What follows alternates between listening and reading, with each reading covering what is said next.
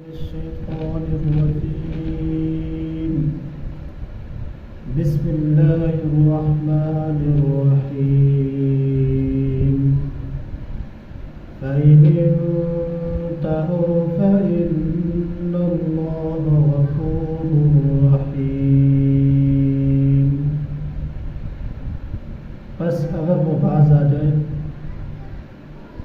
تو یقیناً اللہ تعالیٰ بخشنے والے رحم کرنے والے ہیں۔ اللہم صلی علی سیدنا و مولانا محمد وعلی آل سیدنا و مولانا محمد وبارک وسلم۔ قرآن مجید ایک معجز کتاب ہے تو قرآن مجید کے اعجاز کی بہت سی صورتیں ہیں، ان میں سے ایک یہ کہ قرآن مجید کی آیات الف لام میم سے لے کر والناس تک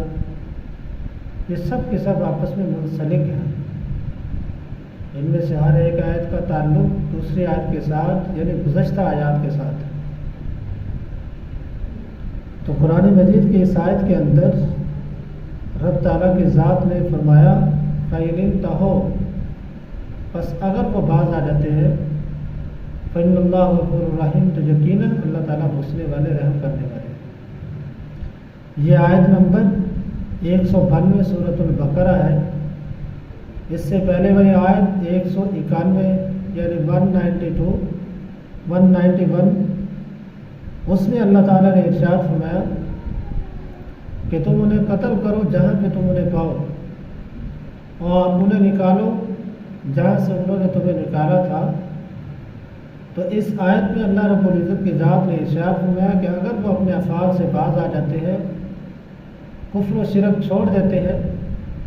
مسلمانوں کو ظلم و ستم کرنا بند کر دیتے ہیں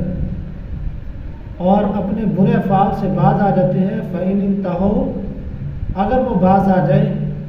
فَإِنَّ اللَّهَ غَفُورٌ رَحِيمٌ، تو یقیناً اللہ تعالیٰ بخشنے والے رحم کرنے والے ہیں۔ تو اس آیت نمبر 192 کا تعلق 191 سے ہے